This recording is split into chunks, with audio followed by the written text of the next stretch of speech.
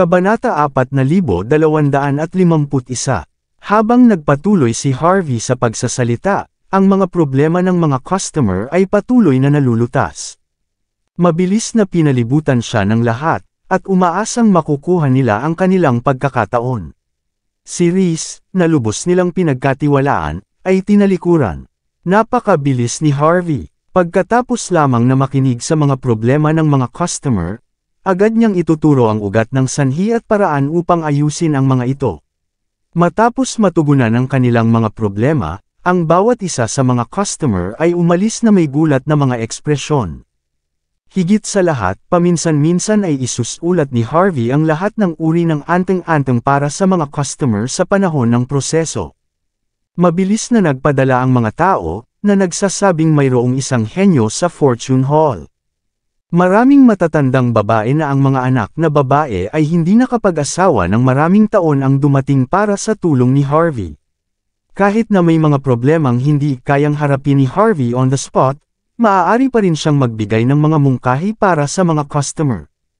Upang subukan at gamitin upang ayusin ang kanilang mga problema sa kanilang sarili. Ito ang hitsura ng isang tunay na dalubhasa sa geomancy. All the while, si Reese ay nakikinig sa gilid. Habang nakikinig siya, lalo siyang humanga kay Harvey. Bakas sa mukha niya ang gulat at hindi makapaniwala. Sa asensya, halos alam ni Reese ang tungkol sa mga problema ng mga customer. Gayunpaman, ang mapagpasyang paglutas ni Harvey sa mga problema ng lahat ay nagbigay sa kanya ng deradong imahe ng mga ninuno ni Reese. Si Reese ay nakakita lamang ng ganoong bagay noong siya ay bata pa. Kaya naman, ang panunood sa trabaho ni Harvey ay nakakatuwa para sa kanya. Mabilis siyang naglakad patungo sa mesa at gumawa ng mas maraming anteng-anteng para kay Harvey, kusang loob na naging katulong ng huli. Ikaw ang tunay na master dito, Sir York.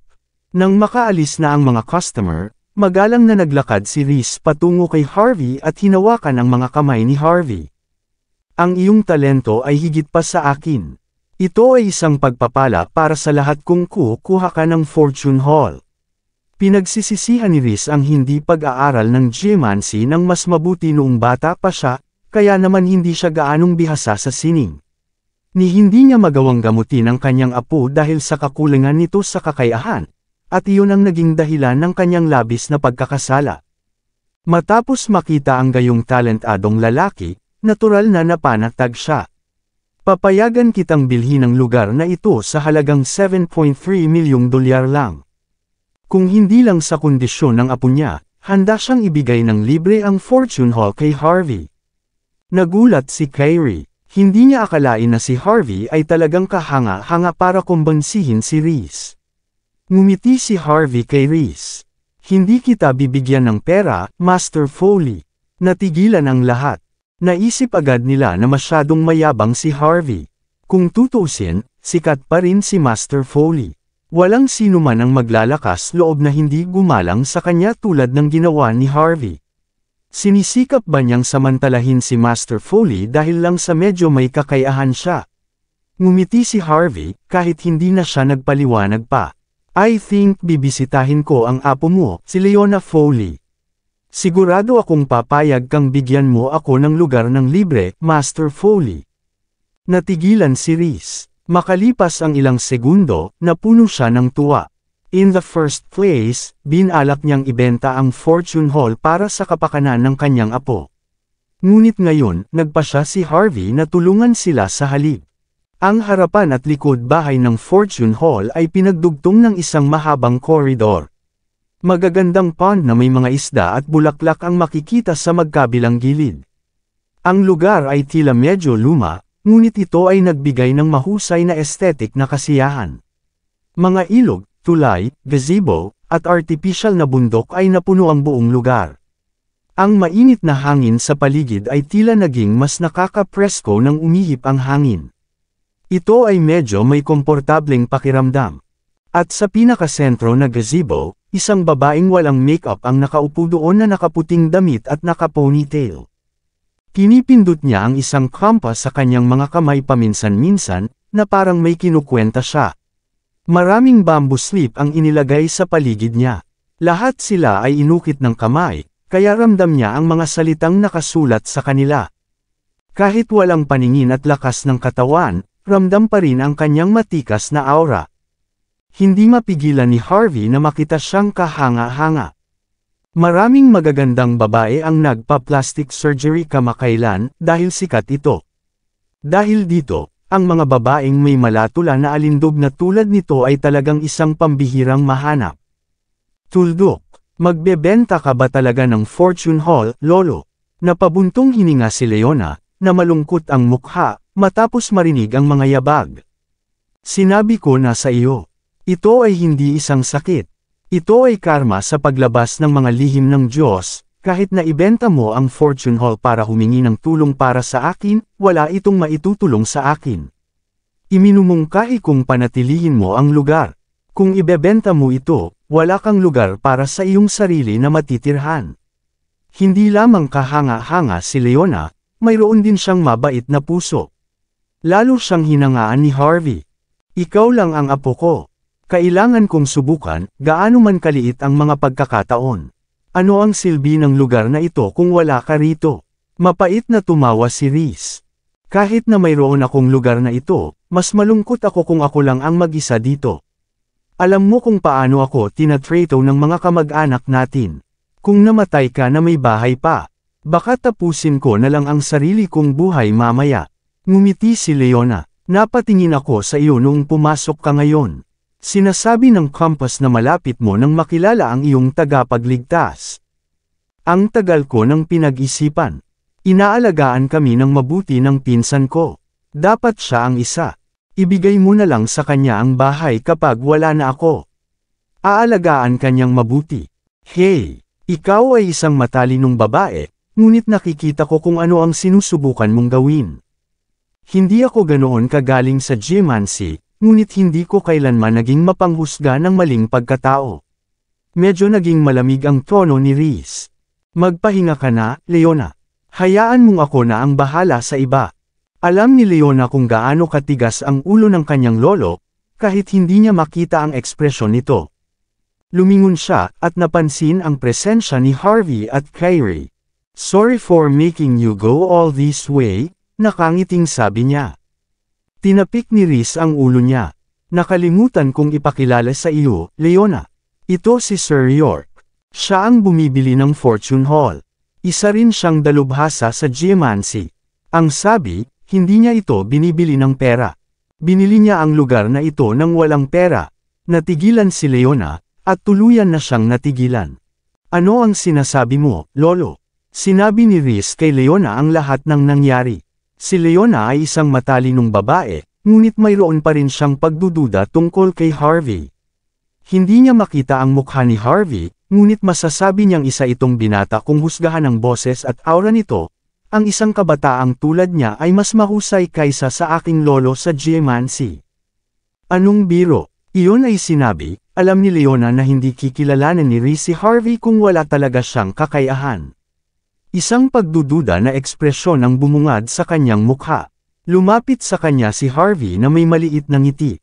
Hello, ako si Harvey. Magalang na ibinalik ni Leona ang kanyang pagbati. Natutuwa akong makilala ka, Harvey. Salamat sa pagpunta mo rito para sa akin. Sabi na, please don't feel pressured at all. Ako ay lubos na naghahanda. Ako ang naglik ng mga plano ng Diyos. I deserve this. Natural na naiintindihan ni Leona ang kanyang kalagayan. Iyan ba ang iniisip mo? Hamalakhak si Harvey. Huwag kang mag-alala. Ito ay wala sa lahat. Natigilan si Leona. Ano ba talaga ang ibig mong sabihin dyan? Likas niyang tanong. Ang ibig kong sabihin ay hindi ito ang iniisip mo. Kaya ko itong ayusin ngayon din. Napangiti si Harvey. Natigilan si Reese. Tapos, naging excited siya. Sigurado ka ba dyan? Hindi siya maniniwala kay Harvey kung hindi sila nagkita. Malamang natatawagin din niyang conman si Harvey. Pagkatapos ng lahat, tumawag siya ng maraming eksperto sa geomancy mula sa iba't ibang panig ng mundo, ngunit hindi nagtagumpay. May plano si Harvey. Paano ito posible? Ang mga aksyon ni Harvey noon ay nagbigay ng tiwala kay Reese sa mga kakayahan ng una. Itinaas ni Leona ang kanyang magandang mukha, kahit hindi niya makita si Harvey. Sigurado ka bang matutulungan mo ako dito? Nakangiting tumanggo si Harvey, kaya ko. Matapos marinig ang kumpiyansa na tono ni Harvey, bumulala si Reese, kung maililigtas mo siya, sa iyo na ang lugar na ito. Malaking pabor ang utang ko sa iyo. Gagawin ko lahat ng sasabihin mo. Napangiti si Harvey. Masyado pang maaga para pag-usapan ang mga pabor ngayon. Anyway, I need you to prepare something for me. Kailangan ko ng mga karayom, kandila, at ilang cinnabar. Tumanggo si Reese, saka dinala ang lahat ng gamit. Anong balak mong gawin, Harvey? Simple lang ang mga mata ni Miss Foley. Bago pa man matapos magsalita si Harvey ay narinig na ang mabilis na yabag mula sa likuran. Maya-maya pa ay umalangaw ang isang pamilyar na boses. Tito, Leona, nasaan ka? Nakuha ko si Young Master Foster dito para tumulong. Kumunat ang noo ni Harvey bago tumingin. Tumingin siya sa kaguluhan, at nakita niya ang isang pamilyar na mukha. Naalala niya sa wakas. Ito ay si Gisela Miller, ang kapatid ni Weston mula sa Deep Sky Corporation. Dati, naglagay ng malaking palabas ang dalawa para lang mapilitan si Mandy sa kanilang pamilya. Ito ay isang kahihiyan na si Harvey ay nagpakita upang year-okan ang lahat sa kanila at ipahiya sila sa proseso. Hindi niya akalain na magkikita silang muli. Napakaliit ng mundo. Tumingin din si Kyrie at ang iba, at nakita nila ang isang grupo ng mga tao na naglalakad mula sa koridor. Nakita ni Harvey ang isang lalaking nakarobe na umaakay sa kanila. Medyo payat ang lalaki, na medyo gwapo ang mukha niya, pero mukhang mayabang at mayabang. Sa malapitang tingin, kamukha niya si Rodney. Tumanggo ang binata matapos makita si Reese. Kumusta, Master Foley? Kahit na magalang na binabati niya si Reese ay nanatili ang mayabang na mukha nito. May nakuha ka ba mula sa Ian Hall dito? Pinikit ni Reese ang kanyang mga mata at pinag-aralan ang binata sa kanyang harapan. Apo ka ba ni Master Foster, Castile? Ngumiti si Castile. Mayroon kang magandang memorya, Ginoo. Hindi ko akalain na maaalala mo ako pagkatapos nating magkita ng isang beses lang, maraming taon na ang nakakaraan. Napangiti si Gisela. Mabuting kaibigan ko si Castile, Uncle. Sa Golden Sands, ang kanyang geomancy arts ay walang kapantay. Higit sa lahat, ang kanyang pag-aaral ay tumaas kamakailan. Sobrang effort ang ginawa ko para mapunta siya dito. Nilingon ni Gisela si Leona. Dapat mong hayaan si Young Master Foster na tingnan si Leona, Tio. Wala namang ibang tutulong sa'yo, di ba? Sinulyapan ni Reese ang magarbong ekspresyon ni Castile, pagkatapos ay sumagot, I'll be honest. Tumingin na ang lolo mo kay Leona. Inamin niya na hindi siya sapat na sanay para tretuhin siya. Marahil ay wala ka rin ng lahat ng kanyang kaalaman upang makatulong. Natatakot ako na hindi ka magiging mabuti. Pagkatapos ay pinakitaan sila ni Reese ng isang confident na ekspresyon. Higit sa lahat, hiniling ko na kay Master York na tulungan ako. Sa tulong niya, sigurado akong magiging maayos ang lahat. Naturally, medyo may kaalaman si Reese tungkol sa Aiken Hall. Si Rodney Foster, ang lolo ni Castile, ay itinuturing na pinakamahusay na eksperto sa geomancy sa Golden Sands. Gayunpaman, wala siyang magawa para kay Leona. Maliban sa kanyang kagalang-galang na pangalan, si Castile ay hindi rin gaanong kahanga-hanga. Kaya naman, walang balak si Reese na sayangin ang kanyang oras. Higit sa lahat, malamang na masaktan din niya si Harvey. At kaya, hindi siya nagdalawang isip na habulin si Castile. Master York, Harvey. Natigilan si Gisela, pagkatapos ay likas na tumingin. Bakit ka nandito? Bulalas niya matapos makilala ang mukha sa harapan niya. Bakit hindi ba ako makapunta dito dahil nandito ka? Sinulyapan naman siya ni Harvey. Kilala mo si Master York. Na-curious si Reese. Matutulungan niya ang pinsan mo. Gagawin din niya ito. Pagalingin mo siya. Seryoso ka ba? Siya. Natigilan si Gisela, na walang imik. Naloko ka, Uncle. Alam ko kung sino siya. Siya ay isang live-in son-in-law lang. Isang lalaking maingat sa ganyan. Hindi siya eksperto sa geomancy. Papatayin mo si Leona dahil dito. Hindi mo kaya. Siguradong hindi mo kaya. Magiging masama kung may gagawin siya sa kanya. Naturally, ang magkapatid na Miller ay hindi nagpatuloy pagkatapos na durugan sila ni Harvey. Sinisiyasat nila ang background ni Harvey mula noon. Binabalaan kita, Harvey, huwag kang maglakas loob na ilagay ang iyong daliri kay Leona. Kung may sama ka ng loob sa akin, puntahan mo na lang ako. Maraming salamat sa lahat ng sumusubaybay. Please subscribe and follow my YouTube and Facebook channel, Filipino Novel. Maraming salamat po. Hindi mapakali si Harvey na harapin si Gisela matapos niyang makitang ibinaling niya ang lahat ng sisi sa kanya. Gayunpaman, hindi sumuko si Gisela, at patay na patay siya sa paghabol kay Harvey palabas ng pintuan. Mabilis na humakbang si Reese sa harapan niya. Tumahimik ka, Gisela, huwag kang gagawa ng kalokohan. Ngumiti si Leona. Magiging okay din ako, Gisela. Sa tingin mo, kung hindi ako nakarating dito sa oras, patay ka na sana. Napasigaw si Gisela sa galit at kumawala kay Reese bago sumugod kay Harvey, na handang sasampalan siya sa mukha. Hindi pa ako tapos sa'yo after last time, bastard ka. Sinira mo ang negosyo ng kapatid ko, at ngayon, nandito ka para saktan ang pinsan ko. Gusto kitang patayin. Sampal. Bago pa makakilos si Harvey, biglang humakbang pasulong si Kyrie at ibinaba ang likod ng palad niya sa mukha ni Gisela. Gusto mo na bang mamatay? How dare you disrespect Sir York like that? Natigilan si Gisela matapos makita at marinig ang ugali at tono ni Kyrie. Natural, kilala niya kung sino si Kyrie. Ang kanyang atensyon ay ganap na kay Harvey, kaya't hindi niya napansin si Kyrie na nakatayo sa malapit.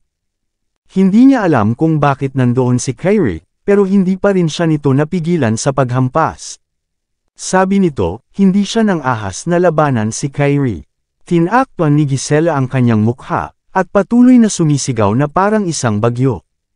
Nakikita mo ba iyon, kuya? Sinaktan nila ako. Hindi mo sila papayagang gawin ang gusto nila. Sinaktan nila ako nang hindi man lang nagsasalita.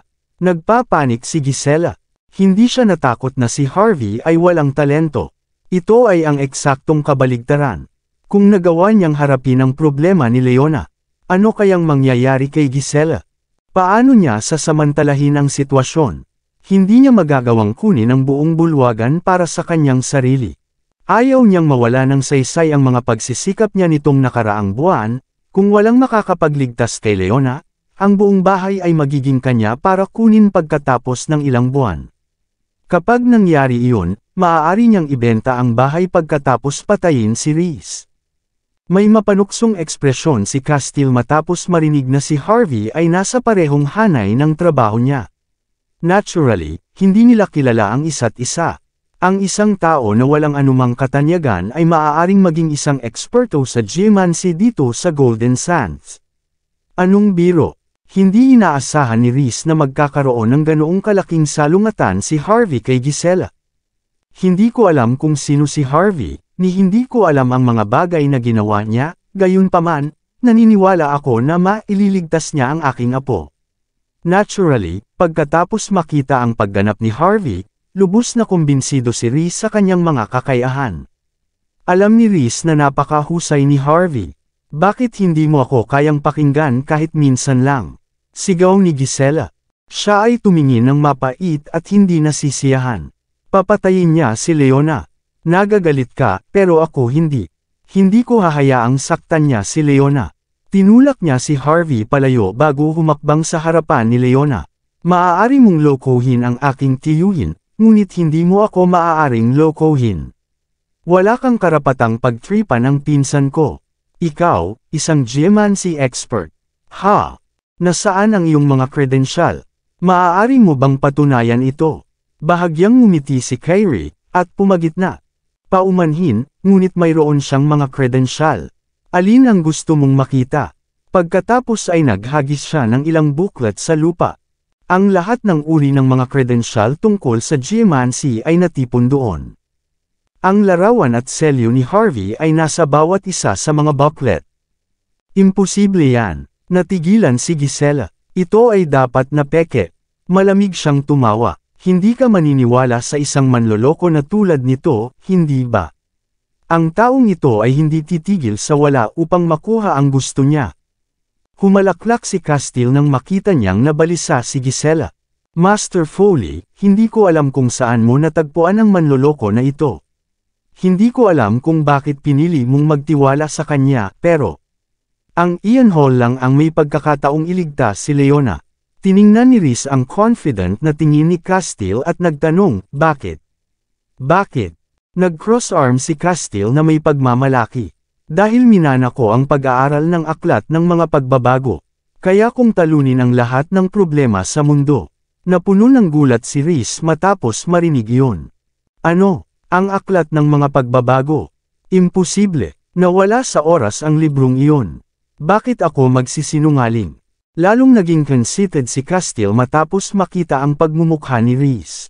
Hindi pa nagtagal, nakahanap ang aking lolo ng isang eksperto na nagturo sa kanya ng lahat tungkol sa aklat ng mga pagbabago. Ang isang eksperto sa geomancy na tulad niyan ay tiyak na makakapagpabuhay sa mga patay. Labis na ipinagmamalaki ni Castile ang katotohanan ito. Nakarating lang si Leona sa puntong ito dahil nilalabas niya ang mga plano ng Diyos. Makakabalik siya sa normal kapag tapos na ako sa kanya. Hayaan mo si Master Foster, Uncle. Dagdag ni Gisela. Siya ay isang kilalang estudyante ng isang malaking pamilya. Hindi siya gagawa ng anumang katangahan. Ang aklat ng mga pagbabago. Walang imik si Harvey. Siya ang nagturo niyan kay Rodney. Hindi niya akalain na ituturo niya ito sa iba pagkatapos niyang malaman ito. Matagal na natigilan si Rhys. Tama. Kung natuto ka nga, baka mailigtas mo si Leona. Napatingin tuloy si Rhys kay Harvey with a bitter expression. Tiwala siya sa kakayahan ni Harvey. Gayunpaman, nakuha ni Castile ang isang kasanayan na nawala sa oras. Kung susubukan ni Castile, malamang ay magagamot niya si Leona.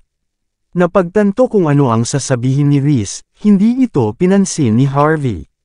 Mabuti naman. Kung talagang maililigtas niyang Master Foster si Miss Foley, hayaan mo siyang subukan, nakangiti niyang sabi.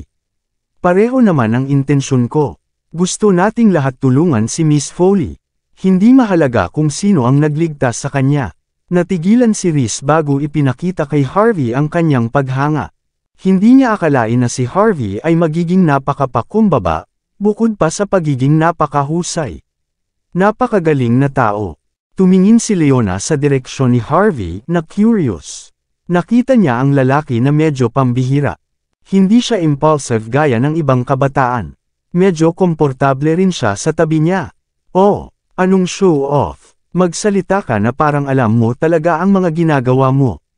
Binatuka ni Gisela si Harvey ng masamang ekspresyon. Sabihin mo lang na wala kang alam. Bakit ka pa nagpapanggap sa puntong ito? Pagkatapos ay tiningnan ni Gisela si Castile na parang may gustong sabihin sa kanya. Agad na napabuntong hininga si Castile matapos makita ang tingin ni Gisela sa kanya. Kahit na sa mga kapatid, ang mga marka ay dapat na maayos na malinaw. Nabalitaan kung nagpadala ka ng salita kamakailan, na ang taong nagligtas kay Leona ay makakakuha ng fortune haul ng libre. Totoo ba yun? Si Rhys ay may malalim na tingin sa kanyang mukha, tama yan. Maaari mong kunin ang lugar na ito anumang oras pagkatapos magamot ng maayos si Leona. Maaari kang magkaroon ng palatandaan na ipinasa sa siyam na magkakaibang henerasyon din. Nanginginig sa tuwa si Gisela matapos marinig ang mga katagang iyon. Huwag kang mag-alala, laging tinutupad ng tito ko ang mga pangako niya, nakangiting sabi niya. Kung nagdududa ka pa rin, maaari akong gumawa ng garantiya sa aking sarili. Bam! Hindi nag-aksaya ng oras si Rhys na bumunot ng kontrata at inihagis ito sa mesa. Huwag kang mag-alala, nasa akin ang kontrata dito. Kung sino man ang makapagligtas sa apo ko ay maaaring kunin ang lugar na ito. Excited na kinuha ni Gisela ang kontrata at ilang sulyap dito. Nagningning ang mata niya. Ito na. Ito ay isang tunay na kontrata. Kailangan lang nito ng pirma mula sa magkabilang panig.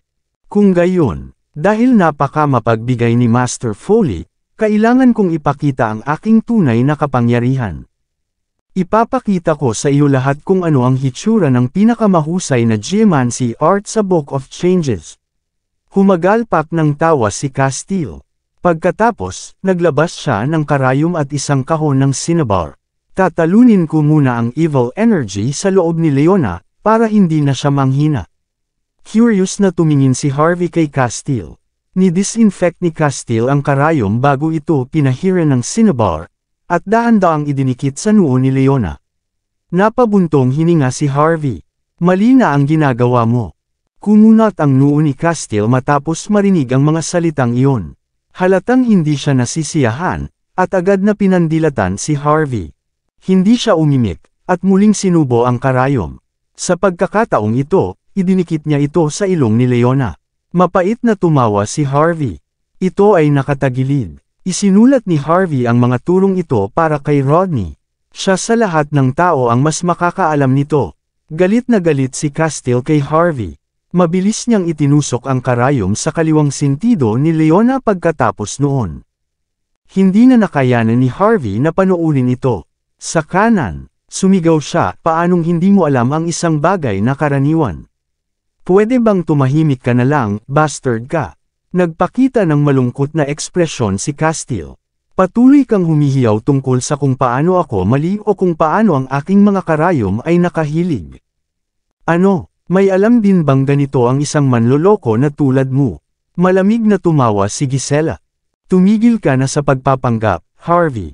Dapat ay mayroon kang lihim na motibo para sa nakakainis na young Master Foster tulad nito. Wala akong gustong sabihin, pero patuloy lang niyang ginugulo ang lahat. Hindi nakaimik si Harvey. Hindi ito ang dapat na mangyari. Ano ang mali sa pagturo ng gayong pagkakamali ng isang baguhan? Paano niya gagawing tama ang lahat kung mali na siya sa simula pa lang? Alinmang paraan, tatahimik na lang ako mula ngayon.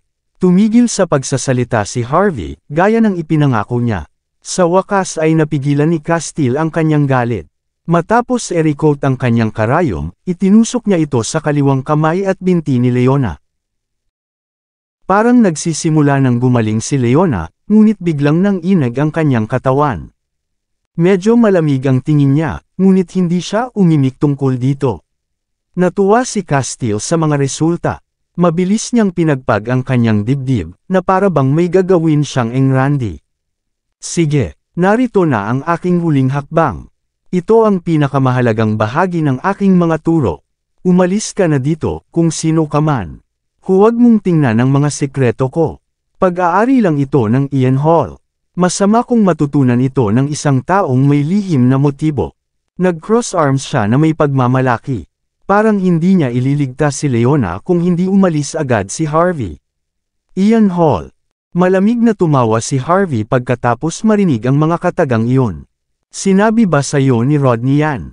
How dare you call my lolo sa pangalan niya, bastard ka? At saka, ano ang kinalaman nito sa iyo? Si Castile ay nagpakita ng labis na paghamak habang hinahamon niya si Harvey.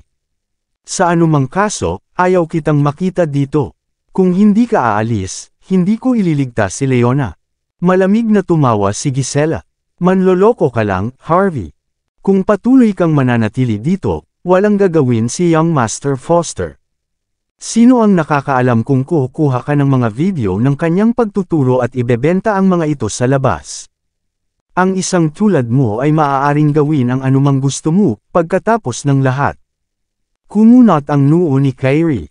Magsasalita na sana siya pero, hinaway-kaway ni Harvey ang kamay niya, na napatigil siya sa pagsasalita. Tandaan ito. Kapag hinabol mo ang masamang enerhiya sa iyong huling hakbang, tiyaking matusok ang iyong karayom, sa pamamagitan din ng cinnabar. Ang enerhiya ay kailangang maabsorb sa loob ng iyong katawan. Hindi mo hahayaang lumipad ito sa hangin. Maaaring mamatay lang si Leona kapag nakuha niya ito. Kapag nangyari iyon, magiging mamamatay tao ka. Natigilan si Castile, na napuno ng hindi paniniwala. Tinitigan niya ng masama si Harvey habang nagngangalit ang mga ngipin. Bastard ka! Paano mo nalaman ang lahat ng ito? Kailan mo ninakaw ang mga turo ng Ian Hall? Kailangan mong magpaliwanag. Kung hindi, sampal. Bago pa man matapos magsalita si Castile ay may pumasok sa lugar at sinampal siya. Napasigaw si Castile sa sakit habang pinapalipad siya.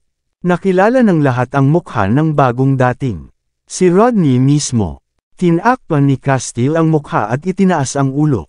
Sasampal na sana siya, ngunit nanginginig nang makita ang mukha ng kanyang lolo. Anong nangyayari, lolo? Bakit mo ako sinaktan? Ninakaw ng lalaking ito ang mga turo ng Ian Hall. Kailangan niyang magbayad. Sampal. Hindi na nag-aksaya ng oras si Rodney sa paghampas muli kay Castile sa lupa. Ang ating mga turo, kailan pa ako nagsabi ng ganyan? At saka, how dare you try to save anyone when you only manage to learn the minimum amount? Walang kwenta kang karumihan. Sino ka sa tingin mo? Ang lakas ng loob mong magpakita sa harap ni Master York. Sinusubukan mo bang ipahiya ako? Binaril ni Rodney ang apo ng mapait na tingin at galit na galit siya. Ilang dosenang beses pa niyang sinampal si Castile hanggang sa ganap na namamaga ang mukha ng huli. Pagkatapos ay kinaladkad niya si Castile sa kwelyo at inihagis ang bata sa harap ni Harvey. Paumanhin ang tungkol dito, guru. Bulalas ni Rodney matapos lumuhod. Hindi ko naturuan ng maayos ang bastard na ito. Itinuro ko pa sa kanya ang iyong mga diskarte. Hindi ko akalain na sasaktan kanya ng ganito, sa kabila ng kawalan niya ng karanasan. Patawarin mo siya, bigyan mo siya ng pagkakataon. Guru, laking gulat ni Naris at Castile nang marinig ang pamagat, at makita si Rodney na nakaluhod sa harap ni Harvey. Sila ay napuno ng lubos na kawalang paniwala. Mabilis na tinakpan ni Gisela ang kanyang bibig, pilit niyang pinipigilan ang pagsigaw. Walang inaasahan na tatawagan ng nangungunang geomancy expert ng Golden Sands na may napakalaking katayuan sa negosyo. Ang isang katulad ni Harvey na kanyang guro. Magugulo ang buong lungsod kung kumalat ang balita tungkol dito. Hayaan mo akong sabihin sa iyo ngayon, ikaw ay bastard. Ang iyong mga ginagawa ay itinuro sa akin ng mapagbigay na binata dito. Sinampal muli ni Rodney si Castile, na nagpaikot-ikot. Hindi lang siya ang guru ko, guru mo rin siya. How dare you challenge him like this? Humingi ka na ng tawad. Matapos malaman na narito ang kanyang walang kakayahang apo upang gamutin si Leona, mabilis na pinuntahan ni Rodney kung sakaling may sinuman na nasaktan siya.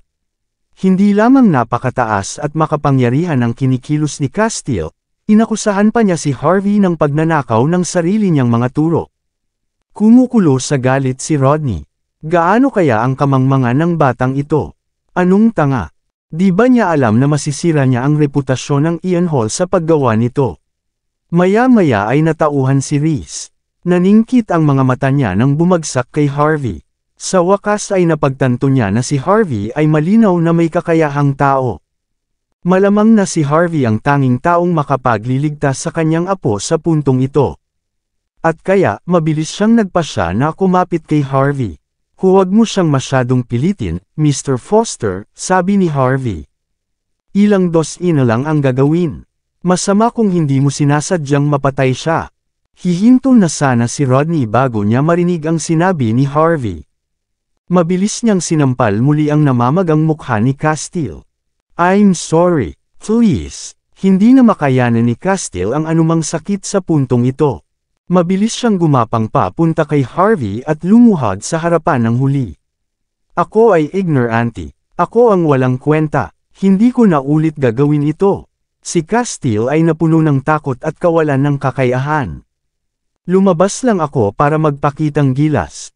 Gusto ko lang ng kasikatan. Saan ba nanggaling ang lalaking ito? Bakit ko siya lalabanan? Lubos na panghihinayang lang ang naramdaman niya. Alam niyang magiging namamaga siya bilang isang baboy kung hindi niya aaminin ang kanyang mga pagkakamali doon at pagkatapos. Magiging baldado pa siya, at hindi na niya magagawang makisawsaw sa geomancy art sa natitirang bahagi ng kanyang buhay. Pagkatapos ng lahat, bilang isang eksperto sa geomancy, alam ni Castile kung gaano kahalaga ang mga turo ni Harvey. Para sa Ian Hall, kumpara doon, ang buhay ni Castile ay walang kahulugan. Kabanata 4260. Laking gulat ni Gisela. Nanginginig ang mga mata niya, at napuno siya ng hindi makapaniwala. Ganito ba kalakas ang isang manugang na lalaki? Nakaluhod sa harap ni Harvey ang lalaking inilalayan niya, at hinahampas sa lahat ng oras. Hindi napigilan ni Gisela ang pag-ungol sa sarili. Imposible, imposible ito, tumayo ka, ang kamangmangan ay hindi isang krimen. Matapos makita ang mga saloobin ni Castile at Rodney, mabilis na itinayo ni Harvey si Castile. Tandaan lamang, ang geomancy arts ay hindi para ipakita. Kung hindi dahil kay Harvey, mapapatay na ni Castile si Leona. Walang tigil na tumango si Castile. Naiintindihan ko. Salamat sa pagtuturo mo. Tatandaan ko yan. Napatingin tuloy si Harvey kay Rodney. Maaaring gamitin ang aking teknik para linisin ang masamang enerhiya sa loob ni Leona, ngunit maaari lamang nitong mabawi ang kanyang katawan, at hindi ang kanyang mga mata. Tulad ng isang maliit na bangka, kung gusto mo itong maglakbay ng tuloy-tuloy, kailangan mo pareho ang dagat upang maging mahinahon at ang kalidad ng bangka, upang maging sapat na mabuti para ito ay lumayag. Huminga ng malalim si Harvey. Ang pamamaraan na ginamit ni Castile ay maaari lamang malutas ang isang bahagi ng mga problema ni Leona, ngunit hindi lahat ng ito. Kahit na iyon ay hindi malulutas ang lahat. Nagulat si Rodney. Akala ko may pagkakataon talaga tayong pagalingin si Leona. Ngumiti si Harvey sa kanila. Bukod dyan, may isa pang trick na kailangan nating gamitin para iligtas siya. Matapos marinig ang sinabi ni Harvey, nanginginig si Reese. Pagkatapos, ibinagsak niya ang kanyang mga tuhod sa lupa. Mangyaring gawin ang iyong makakaya upang iligtas siya, Master York. Ang mga mata ni Leona ay napuno ng kislap ng pag-asa, sa kabila ng hindi pa rin nakakakita. Tumawa si Harvey. Ibigay mo sa akin ang cinnabar, ang brush, at ang karayom. Mabilis na inilabas ni Reese ang mga gamit bago magalang na inilagay sa harap ni Harvey. Pinahira ni Harvey ng kaunting cinnabar ang karayom at tinusok ito mismo sa noo, ilong, kaliwang sentido, palso ni Leona, at tuhod. Pagkatapos ay pinahira niya ng cinnabar ang brush bago pinahiran ang ilan sa mga mata ni Leona. Pagkatapos nito, naghagis siya ng kaunting cinnabar sa hangin. Ang lahat ng mga diskarte ni Harvey ay ginagamit sa parehong oras. Nagsimulang kumalat ang mahinang apoy, at pagkatapos ay lumabas ang madilim na hamog mula sa cinnabar.